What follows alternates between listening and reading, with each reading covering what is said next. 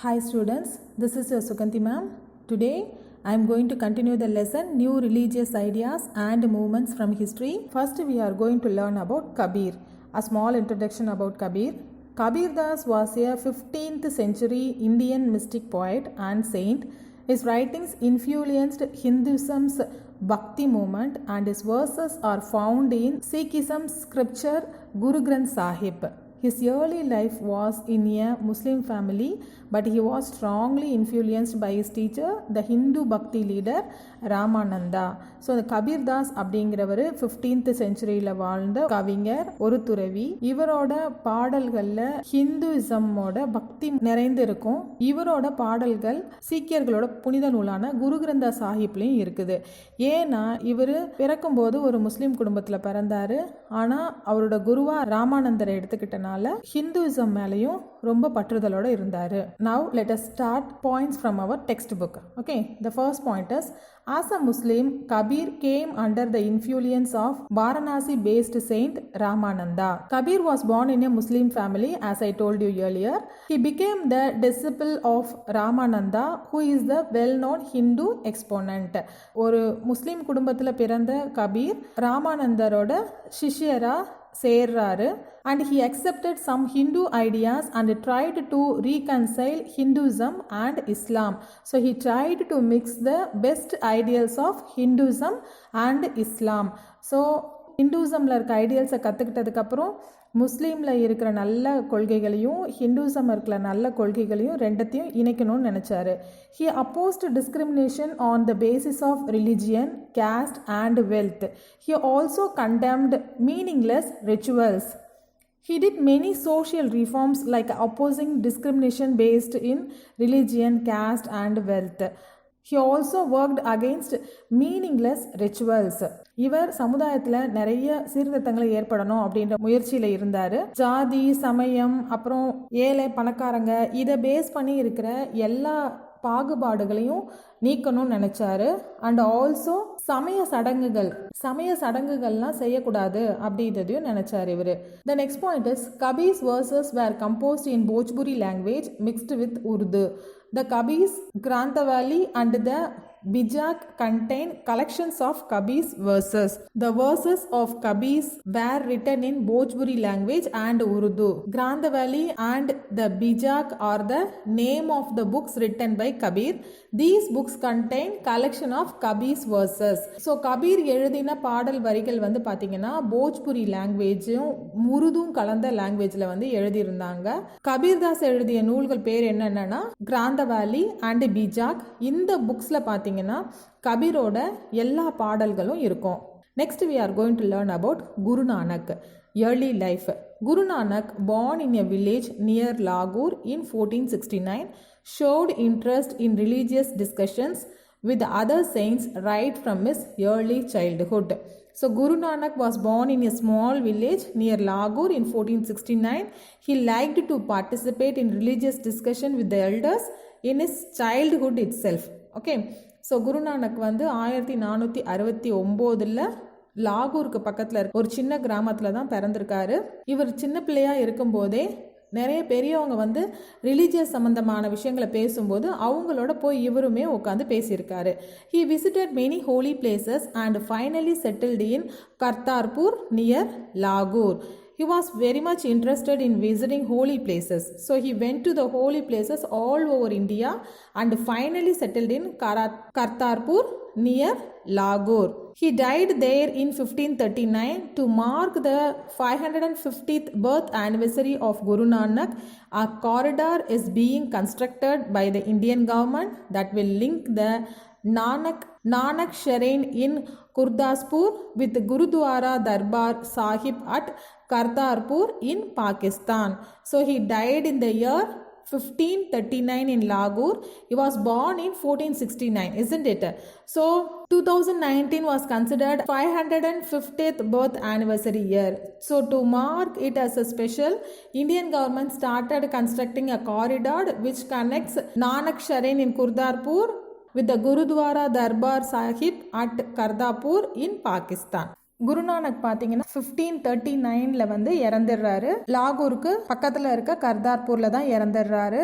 அவர் பிறந்த வருஷம் பார்த்தீங்கன்னா 1469. ஸோ இறந்த வருஷம் 1539. ஸோ டோட்டலாக 2019 பார்த்தீங்கன்னா 550th பர்த் ஆனிவர்சரியாக இருக்குது குருநானக்குக்கு. அதனால் என்ன பண்ணாங்கன்னா இந்தியன் கவர்மெண்ட் வந்து குர்தார்பூர் நானக் ஷரேன் அப்படிங்கிற பகுதியையும் குருத்வாரா தர்பார் சாஹிப் அப்படிங்கிற பகுதியும் இணைச்சு ஒரு பெரிய காரிடாரை வந்து இந்தியன் கவர்மெண்ட் கன்ஸ்ட்ரக்ஷன் பண்ணிட்டு இருக்காங்க.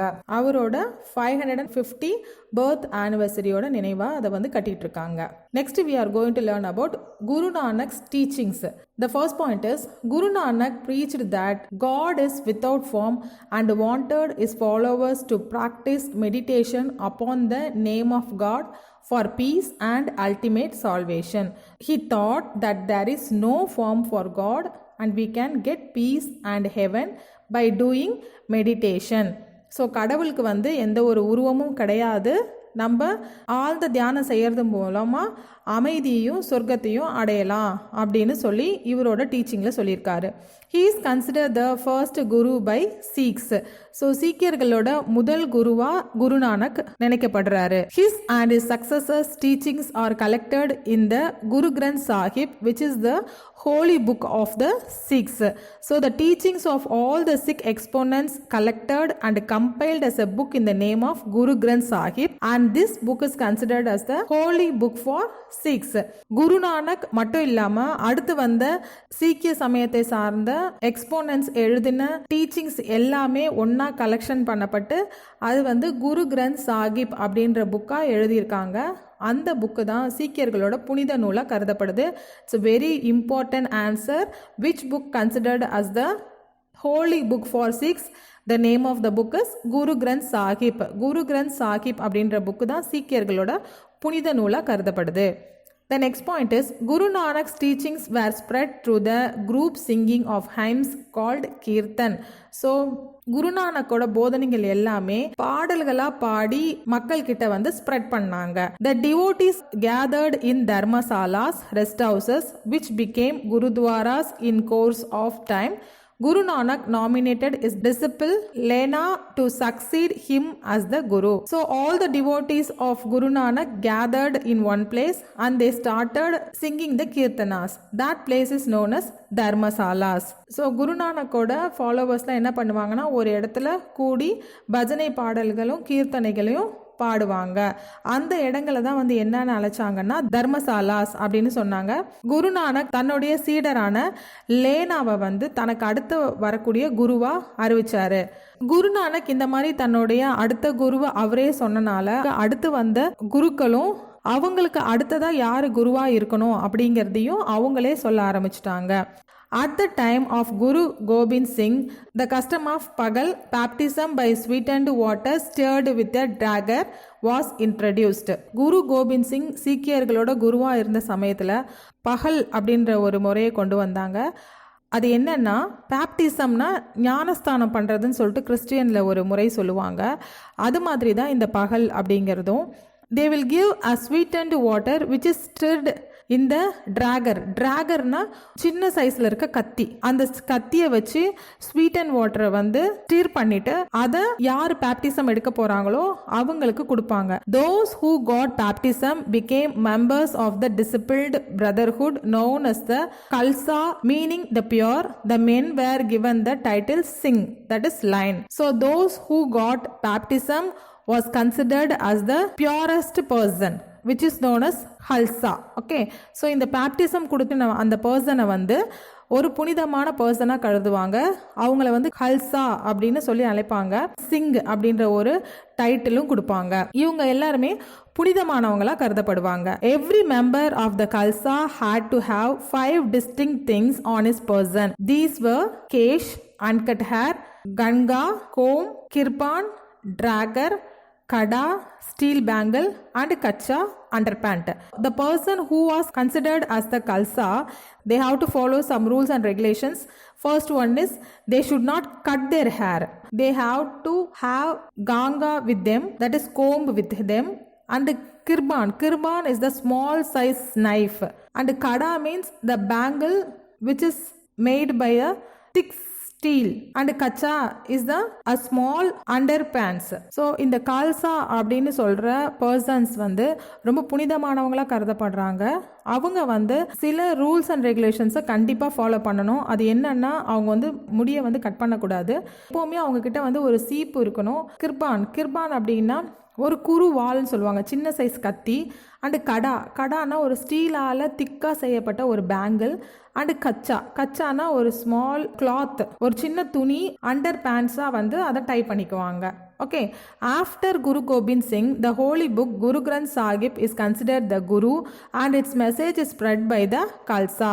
So after Guru Granth Sahib, they didn't select any gurus and they considered Guru Granth Sahib, the holy book, as Guru, and the message in Guru Granth Sahib was spread by ஹல்சா.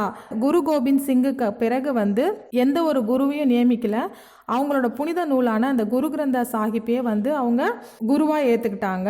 அந்த புனித நூலில் இருக்கிற கருத்துக்கள் எல்லாமே அந்த baptism பெற்ற கால்சா இருக்காங்க இல்லையா, அவங்க மூலமாக அந்த புக்கில் இருக்கிற நல்ல கருத்துக்கள் வந்து மக்களிடம் வந்து பரப்பப்பட்டுச்சு. Okay, so here we are ending this topic. In our next video we are going to learn about impact of the religious bhakti movement, which is the last point in our textbook. Thank you for watching this video. Thank you so much.